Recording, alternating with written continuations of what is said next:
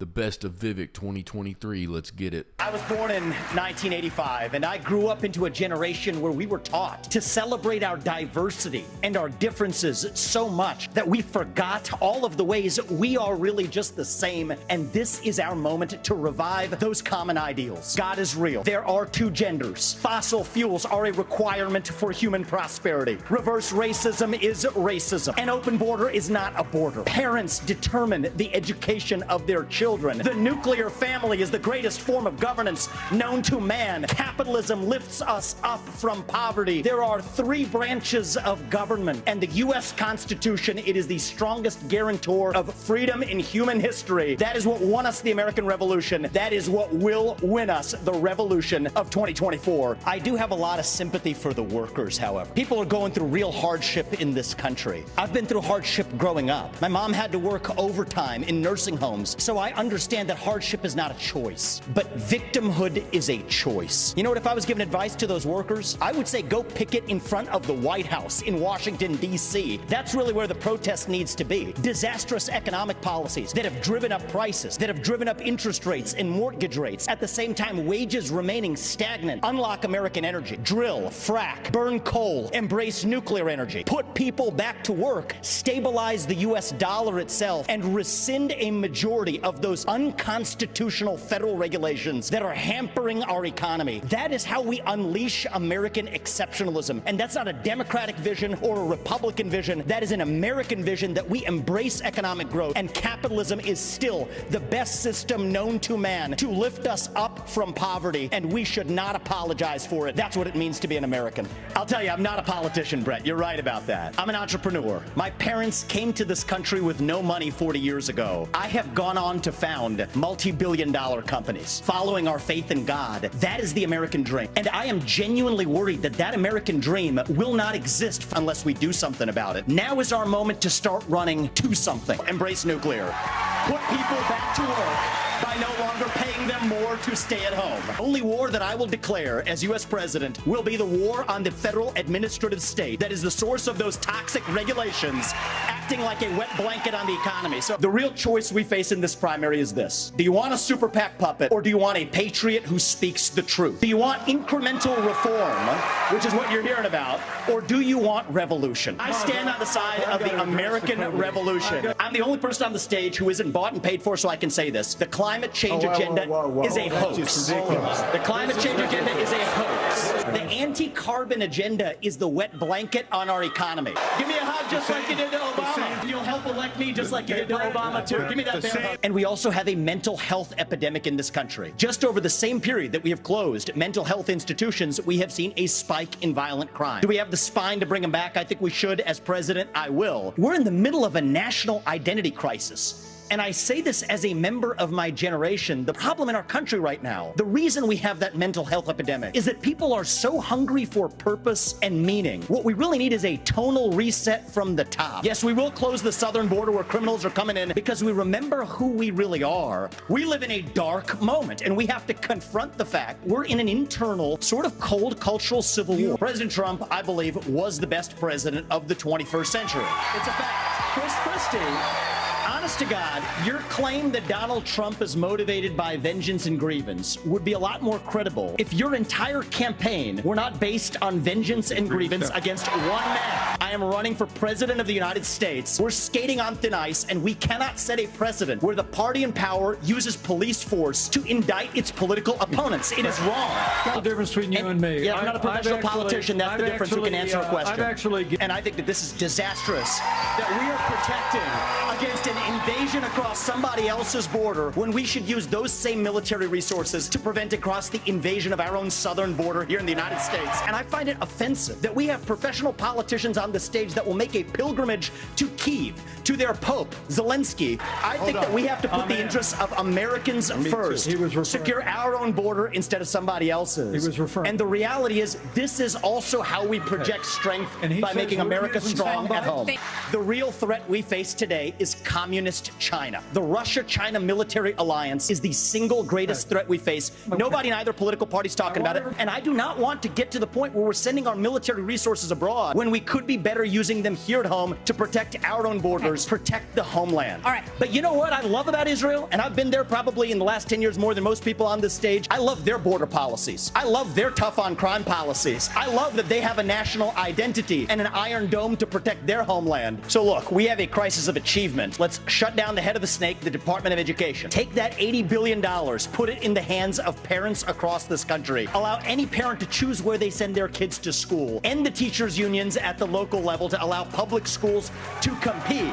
I didn't grow up in money, but you know the word privilege gets used a lot. Well, you know what? I did have the ultimate privilege of two parents in the house with a focus on educational achievement. And I want every kid to enjoy that. We also have a federal government that pays single women more not to have a man in the house, contributing to an epidemic of fatherlessness. I think we do need somebody of a different generation to lead this nation forward. Go into the south side of Chicago, to Kensington, in the middle of Philadelphia, where traditional Republican candidates don't go. And I think I'm the only candidate in this race, young or old, black or white, to deliver a Reagan 1980 revolution. We're going to do it in 2024. Same question. The real divide is between the majority of us in this country who love the United States of America and share our founding ideals. Free speech, meritocracy, the idea you get ahead in this country not on the color of your skin, but on the content of your character, and the fringe minority in the Democrat Party that has a chokehold over that party. We need to unite this party. Militarize the southern border, stop funding sanctuary cities, and end foreign aid to Mexico and Central America to end the incentives to come across. But I do go a step further. You're right about that, Ilya. I favor ending birthright citizenship for the kids of illegal immigrants in this country. That's how we really go the distance and solve this problem and restore the rule of law in the United States of America, because that is part of what it even means to be an American. Senators? One is we do have to seal that southern border. Building the wall is not enough. They're building cartel-financed tunnels underneath that wall. Semi-trucks can drive through them. We have to use our own military to seal the Swiss cheese of a southern border. They lost their son Sebastian, 17 years old. He bought Percocet on Snapchat, and then he died. Why did he die? Because it was laced with fentanyl. That is closer to bioterrorism, not a drug overdose. We have to bring back mental health care in this country that restore purpose and meaning in the next generation of Americans. Revive both the mental health of this country while stopping the fentanyl epidemic that will kill more people this year than who died on 9/11. And I refuse to be a passive bystander sitting in the White House like the hollowed out husk of a current president we have. We will step up and address this problem to stand for Americans and our children. I have to be very clear about this. Transgenderism, especially in kids, is a mental health disorder. And I'm sorry, it is not compassionate to affirm a kid's confusion. That is not compassion, that is cruelty. I met two young women, Chloe and Katie, early in this campaign, now regret getting double mastectomies and a hysterectomy. One of them will never have children. And the fact that we allowed that to happen is barbaric. We are using taxpayer money to pay people more to stay at home than to go to work. That is wrong. That contributes to our supply chain crisis. It contributes to inflation. We have to put the Federal Reserve back in its place. That's how we unleash the economy. That's how we revive the integrity of a three-branch constitutional republic rather than this technocracy and everything. We've become a party of losers at the end of the day. Think about who's moderating this debate. This should be Tucker Carlson, Joe Rogan, and Elon Musk. We'd have 10 times the viewership, asking questions that GOP primary voters actually care about and bringing more people into our party. Ask you, the Trump-Russia collusion hoax that you pushed on this network for years, was that real or was that Hillary Clinton made up disinformation? Answer the question. Go. This media rigged the 2016 election. They rigged the 2020 election with the Hunter Biden laptop story, and they're going to rig this election. Your time is up. Accountability. Let me turn to... And then I'll tell them, as President of the United States, I'll be smoking the terrorists on our southern border. Corrupt politicians in both parties spent trillions, killed millions, made billions for themselves in places like Iraq and Afghanistan, fighting wars that sent thousands of our sons and daughters, people my age, to die in wars that did not advance anyone's interests, adding $7 trillion to our national debt. Joe Biden's son, Hunter Biden, got a $5 million bribe from Ukraine. That's why we're sending $200 billion back to that same country. Bankrupt or in debt was her family. Then she becomes a military military contractor and is now a multimillionaire. And we are lost. Leadership means fill that void with purpose and meaning. Dilute this wokeism and anti-Semitism to irrelevance. These kids, they have no idea when they're siding with Hamas over Israel, they are fools. Soon they will say if you question a vaccine and its side effects, you're a bioterrorist. Soon they will say that if you show up at a school board meeting, you're a domestic terrorist. Soon if they say that J6 prisoners should be released, you're an insurrectionist terrorist. These university administrators have lost their way, and we need leadership at the top in the United States of America that restores our founding values and that has no place for this kind of anti-Semitic hate. Ukraine is not a paragon of democracy. It has consolidated all media into one state TV media arm. That's not democratic. It has threatened not to hold elections this year unless the U.S. forks over more money. That is not democratic. It has celebrated a Nazi in its ranks, the comedian in cargo pants, a man called Zelensky. That is not democratic. And so to frame this as some kind of battle between good versus evil, don't buy it. Do you want to use U.S. taxpayer money to fund the banning of Christians? That is actually what's happening. They're using the Ukrainian Orthodox Church. They have banned them. The Ukrainian parliament just did this last week, supported by our dollars. And at least to condemn their banning of Christians. Mr. Ramaswamy, thank you. Out of both sides Mr. Ramaswamy. My message to Xi Jinping is this. You are done buying land in this country. You will not donate to universities in this country. U.S. businesses won't expand into the Chinese market until you play by the same set of rules. Ramaswamy, you're kicked out of the WTO, and you actually have to have accountability financially, which unleashed hell on the world.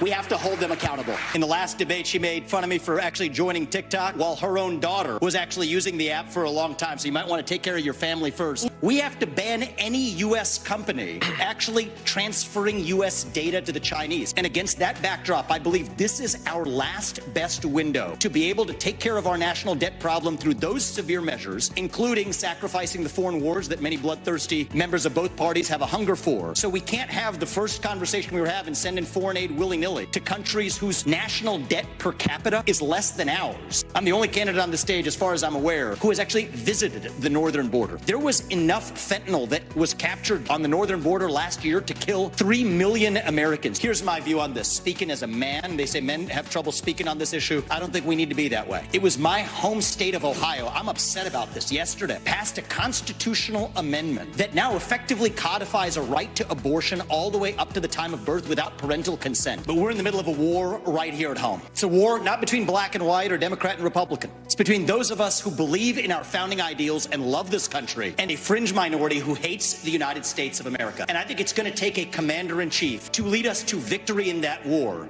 End this farce that Joe Biden is going to be your nominee. We know he's not even the president of the United States. He's a puppet for the managerial class. Biden should step aside, end his candidacy now, so we can see whether it's Newsom or Michelle Obama or whoever else. Right, just tell us the truth. We're marching towards fascism under Biden. Jack Smith has subpoenaed every last retweet that someone has issued from Donald Trump in the year 2020. But I want to get back to this issue of the root cause, because a lot of these are coming from labs in Wuhan, China, of all places. Drug materials that are going to the Mexican drug cartels that they're pumping across that southern border like a modern opium war. Whatever they have as the current framework isn't working. And I think it is nothing short of embarrassing that Gary Gensler, the current leader of the SEC, in front of Congress could not even say whether Ethereum counted as a regulated security or not. The people who we elect to run the government are not the ones who are even actually running the government. So what I've said is, in my administration, by the end of year one, we will have a 75% reduction in the number of federal bureaucrats. We will shut down government agencies that should not exist. We will rescind any regulation that fails the test of West Virginia versus EPA, which is the most important Supreme Court case of our lifetime, that said if Congress didn't delegate that to an administrative agency, then it's unconstitutional. These are seismic changes. These are big changes that the next president can deliver without asking Congress for permission or for forgiveness. This is what the leader of the executive branch gets to do under Article 2 of the Constitution. Thank you, sir. Cut down the bureaucracy. That's how we grow our economy and put the Federal Reserve in its place. This is part of the crypto discussion.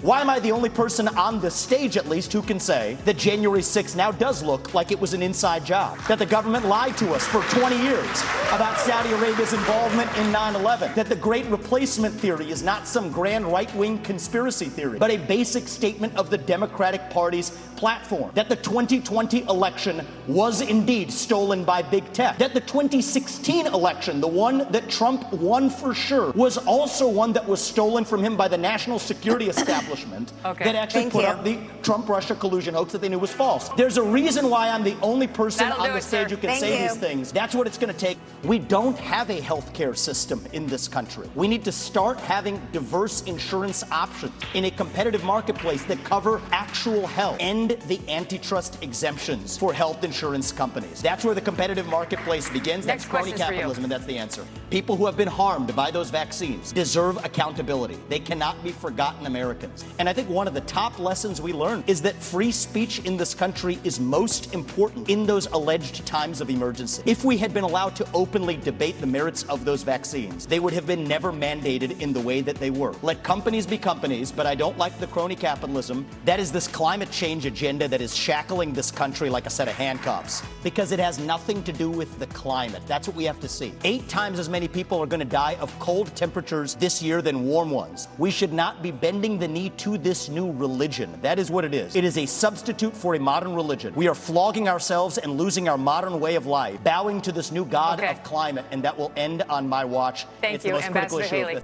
If you made it to this point in the video, just hit that subscribe button. Thank you, everybody.